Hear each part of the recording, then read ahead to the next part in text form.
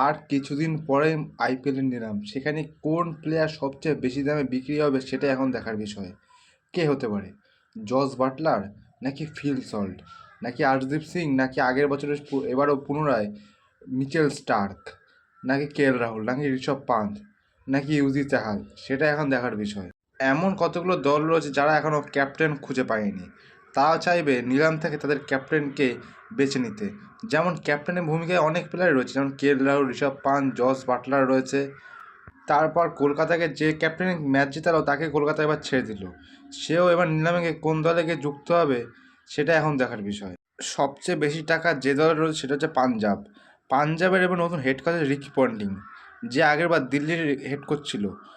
Ricky Ponting আর সৌরভ গাঙ্গুলি ছিল head coach, দুজনেই ছিল, কিন্তু সূত্রের খবর অনুযায়ী নাকি দুজনের মতামত নাকি মিল খেত না, সেই জন্য রিকি পন্টিংকে ছেড়ে দিয়েছে দিল্লি। তার বদলে পাঞ্জাবের হেড কোচ হচ্ছে রিকি পন্টিং। সৌরভ গাঙ্গুলিকেও মনে হয় দিল্লি ছেড়ে দেবে এবার।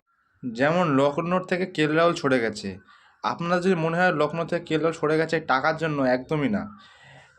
মানে রাহুল বলেছে যে আমি এমন একটা দলে খেলতে চাই সেখানে আমার জন্য স্বাধীনতা দেওয়া হয়, মানে ফ্রিলি মাইন্ডে খেলতে পারি, ফ্রি মাইন্ডে। কিন্তু লখনৌর দলে তেমন হয় না, ফ্রি মাইন্ডে খেলা হয় না, মানে উপর থেকে মানে যে মেন সে বলবে ওই করতে, সে কথা। আগের বারে তো আমরা তা দেখেছি রাহুলের সাথে তর্কতর্কিতে জড়িয়ে পড়েছিল। তেমনই ঋষভ পান্তের সাথেও ঠিক একই ঘটনা ঘটছে দিল্লি ক্যাপিটালসে। আগের বার ঋষভ পান্থই দিল্লি ক্যাপিটালসে নিলামে বসেছিল, কিন্তু এবারে সেই কদিন আগে টুইট করে বলেছে যে আমি দিল্লি ক্যাপিটালস যে করে হালে এবার দিল্লি ক্যাপিটালস আর খেলবো না, অন্য দল যে কোনো দলে খেলবো, কিন্তু দিল্লি ক্যাপিটালসে খেলবো না। আমার মতে তিনজন এমন প্লেয়ার আছে যারা এবারে আইপিএলে সবচেয়ে বেশি টাকা পেতে পারে। যেমন প্রথম নাম হচ্ছে ফিল সল্ট, তারপর সেকেন্ডে জস বাটলার, আর থার্ডে আমি নাম রাখবো আরজিপ সিং। হ্যাঁ, আরজিপ সিং পাঞ্জাবের হয়ে খেলছে এতদিন, কিন্তু পাঞ্জাব তাকে ছেড়ে দিয়েছে, কিন্তু আরজিপ সিং যথেষ্ট ভালো বোলিং করছে, আর দিন দিন তিনি আরও উন্নত করছে। পাঞ্জাবের পর যদি সবচেয়ে বেশি টাকা কারোর কোনো টিমের থাকে সেটা হচ্ছে আরসিবি। আমিও চাই আরসিবির দলটা যেন একটু ভালো হয় এবার, কিন্তু আরসিবির দলে প্রতিবারই এক সমস্যা, যত ভালো খেলে না কিন্তু শেষে গিয়ে ফাইনালে গিয়ে হেরে যায় বা সেমিফাইনালে গিয়ে হেরে যায়।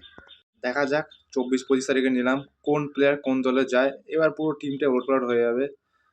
সেটা এখন দেখার বিষয় কোন প্লেয়ার সবচেয়ে বেশি দামে বিক্রি হয়।